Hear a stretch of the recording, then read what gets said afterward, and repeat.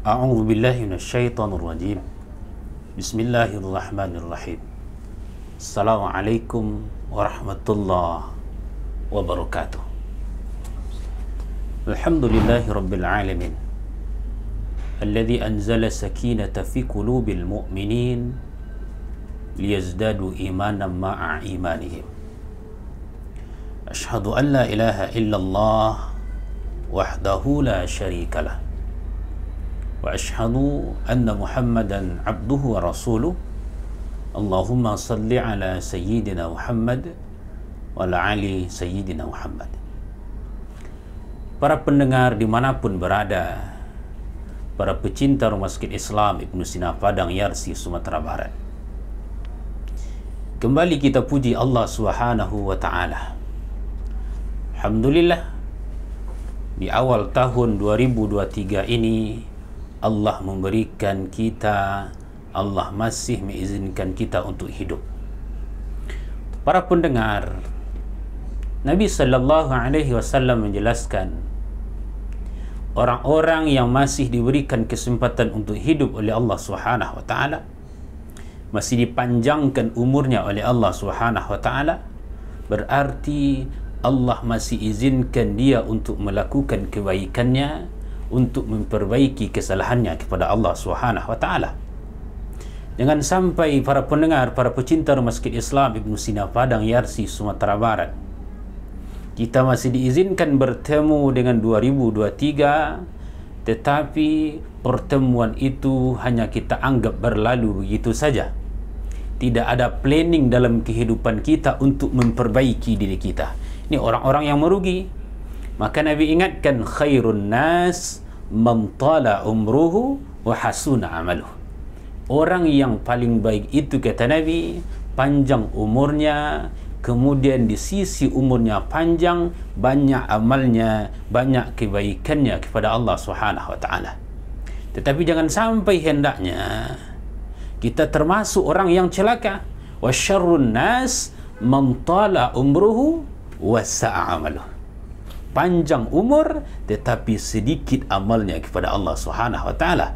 Hendaklah di awal tahun ini para pendengar, para pecinta Rumah Sakit Islam Ibnu Sina Padang, hendaklah kita muhasabah diri kita. Hasibu qabla an tuhasabu.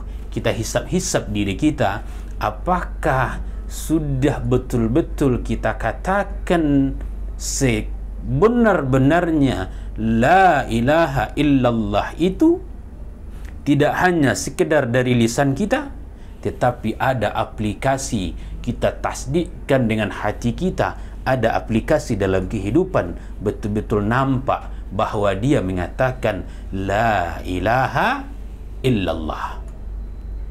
Tetapi kalau sama saja 2020 kita mengatakan hanya di lisan saja, mungkin di KTP-nya saja, padahal aplikasi dalam kehidupan, solatnya jarang, ya, baca Quran tak bisa, berbuat baik susah, suka melakukan perbuatan yang jahat, memfitnah, menggunjing, menghibah, iri, SMS, senang melihat orang susah, susah melihat orang senang, masih di bawah dalam 2023, berarti dia tidak mengintrospeksi dirinya, maka merugilah orang ini.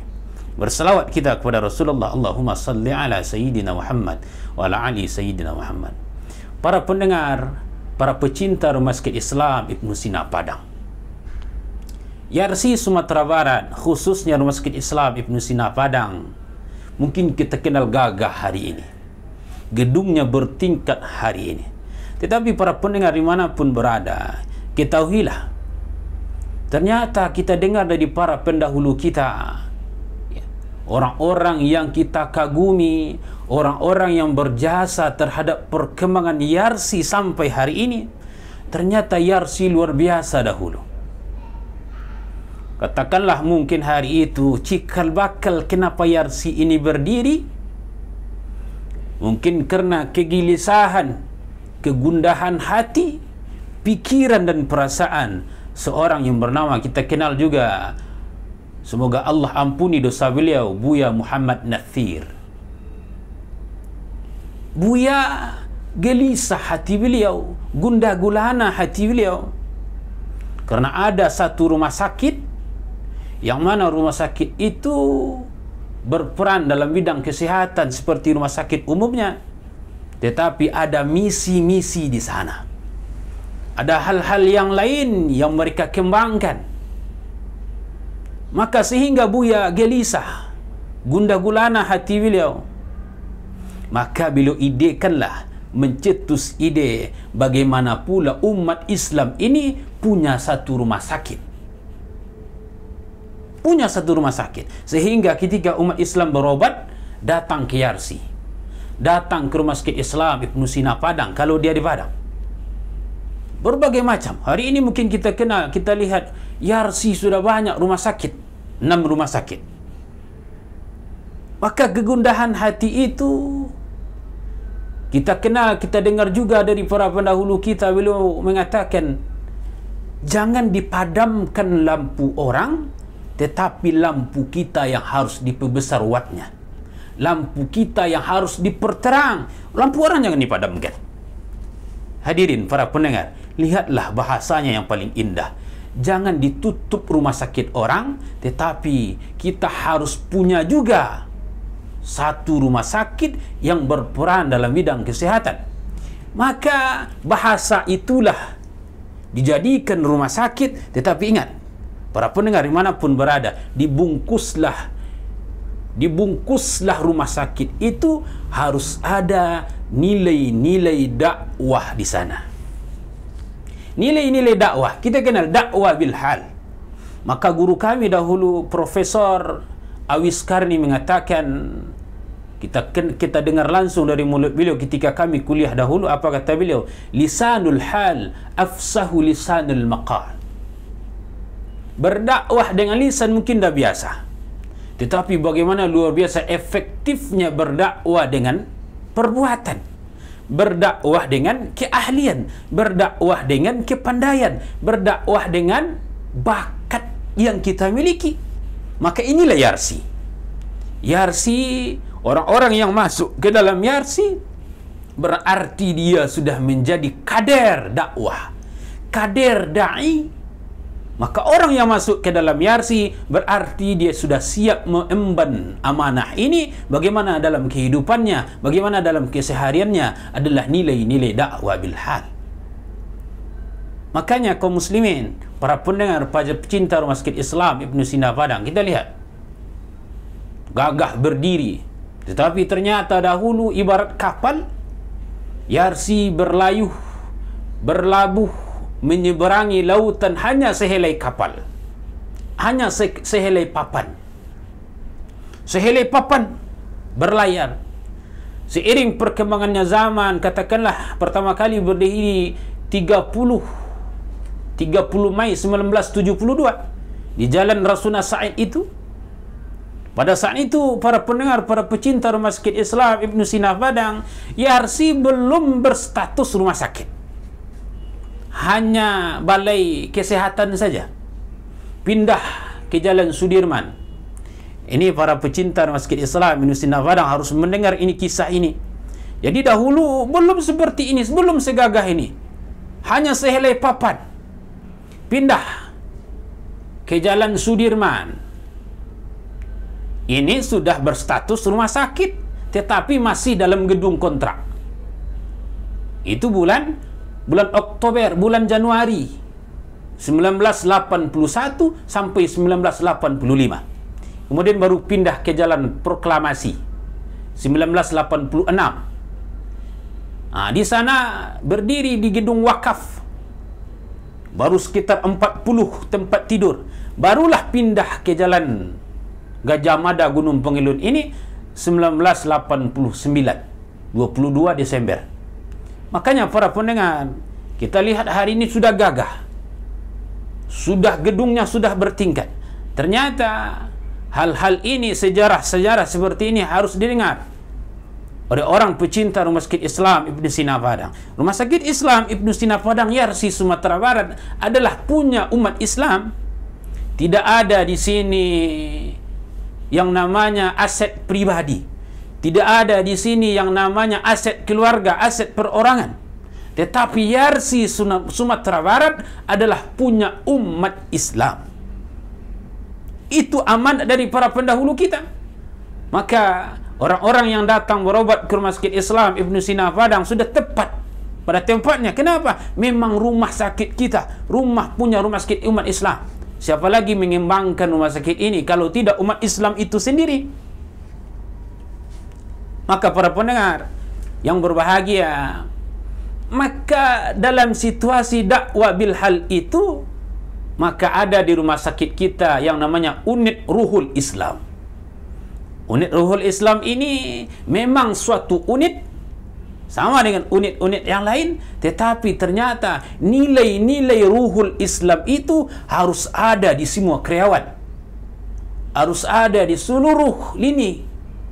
Maka seorang dokter harus ada nilai Ruhul Islam, seorang perawat harus ada nilai Ruhul Islam, seorang apoteker, seorang fisioterapi, apalagi semuanya masyarakat yang berkecimpung di Rumah Sakit Islam Ibn Sina Padang ini harus memiliki visi misi, harus memiliki moto dalam kehidupannya bahwa dia adalah seorang da'i, bahwa dia adalah seorang yang penggerak dakwah bil hal. Inilah YARSI Sumatera Barat. Makanya Bapak Ibu, para pendengar, para pecinta Rumah Sakit Islam Ibn Sina Padang, kami dari unit Ruhul Islam ini ada 3 bentuk pelayanan yang akan kami lakukan. Yang pertama, pelayanan kepada pasien dan keluarga. Kami kunjungi orang-orang yang dirawat di Rumah Sakit Islam Ibn Sina Padang. Kami kunjungi sehingga Bapak Ibu para pecinta yang mungkin bertemu dengan ruhis, ya, yang bertemu dengan ruhis, maka itulah kerja kami, mengunjungi pasien.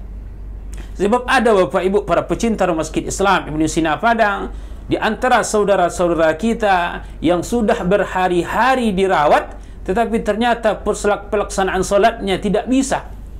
Mungkin karena belum paham bagaimana tata cara solat ketika sakit, mungkin tidak bisa tersentuh dengan air, tetapi tidak pula punya pemahaman, pengalaman apakah ada ganti berwudu selain dari air.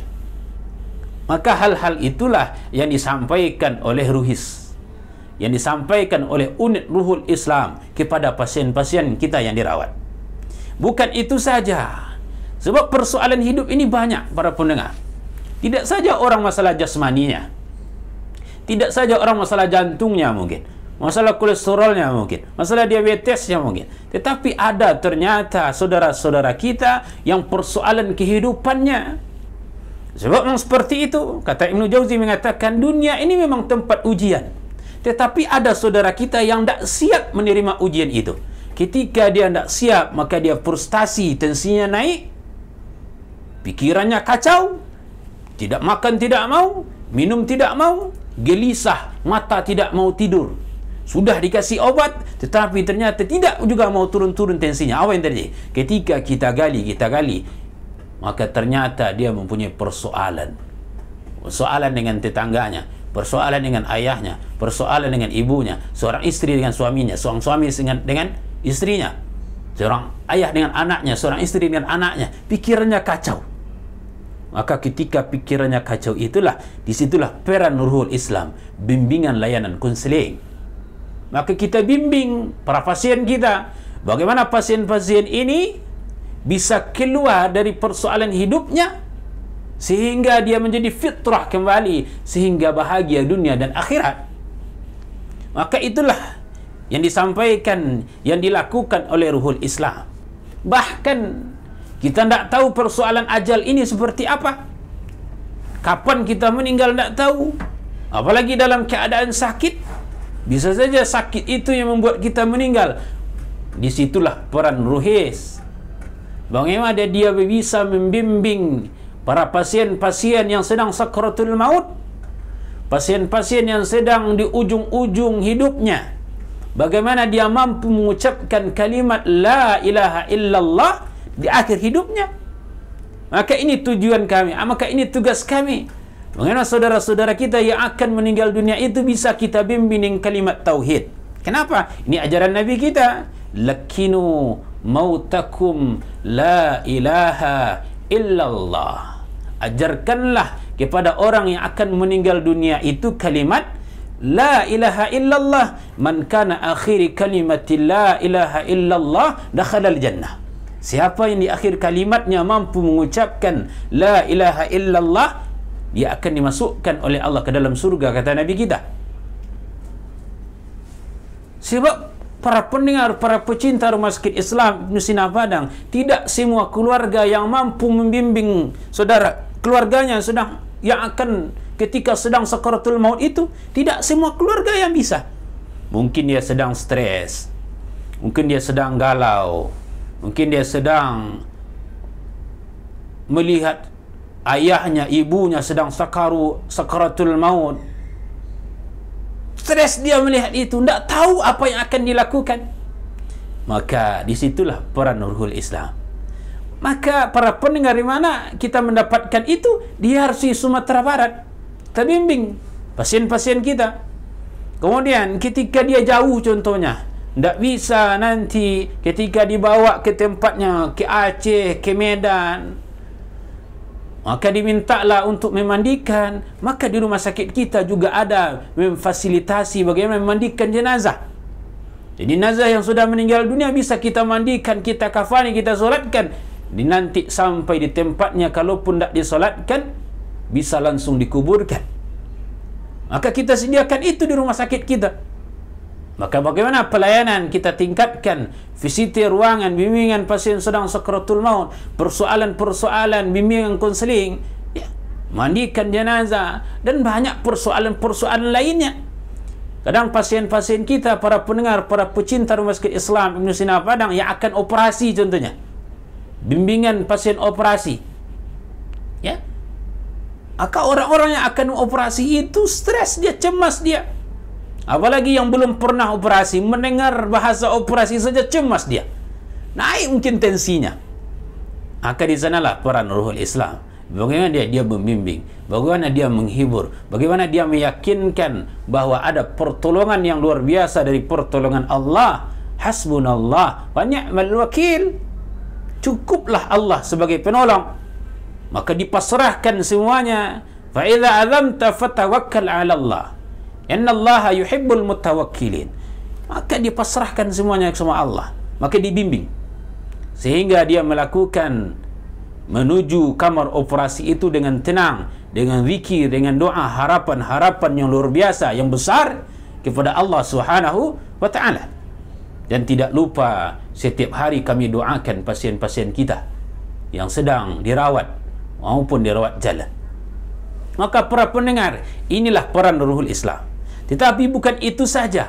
Semua karyawan yang ada di Rumah Sakit Islam Ibn Sina Padang ini mampu untuk membimbing pasien yang sedang sakaratul maut. Kenapa? Karena kita berikan pelatihan-pelatihan bagaimana membimbing pasien ketika meninggal dunia. Kita berikan pelatihan-pelatihan bagaimana menjelaskan tentang solatnya orang sakit. Maka ketika pasien bertanya, walaupun dia bertanya tidak kepada Ruhis, tetapi petugas, perawat-perawat kita mampu menjelaskan bagaimana solatnya ketika sakit. Para pendengar, para pecinta Rumah Sakit Islam Ibn Sina Padang, maka itulah agama Islam ini, ad-dinu yusra, mudah. Maka orang-orang sakit diberikan kemudahan-kemudahan. Tetapi kadang kita tidak faham, kadang kita tidak mengetahui, kadang kita tidak banyak literatur, kadang kita tidak banyak mendengar, mungkin sibuk dengan aktivitas lainnya, urusan-urusan dunia lainnya. Maka kadang kita tidak mendengar itu, jatuh sakit, maka sulit untuk ibadah. Maka Bapak Ibu yang datang ke Rumah Sakit Islam Ibn Sina Padang akan dijelaskan dengan persoalan-persoalan itu. Maka Bapak Ibu, para pendengar, para pecinta Rumah Sakit Islam Ibn Sina Padang, YRC Sumatera Barat adalah punya kita, punya umat Islam. Maka hendaklah Bapak Ibu, mungkin tentu di semua pelayanan mungkin ada yang kurang berkenan, yang kurang menempatkan pada tempatnya. Tentu kami mohon maaf. Tetapi semuanya pelayanan setiap hari kami perbaiki sehingga menempatkan sesuatu itu pada tempatnya. Maka Bapak Ibu yang datang ke Rumah Sakit Islam Ibn Sina Padang terlayani dengan baik sesuai dengan koridor dakwah bil hal tadi, sesuai dengan tuntunan Al-Quran dan Sunnah. Maka itulah Yarsi Sumatera Barat, Masjid Islam Ibnu Sina Padang. Bapak Ibu, ini hal yang pertama. Dan waktu kita lanjutkan kembali pertemuan kita selanjutnya.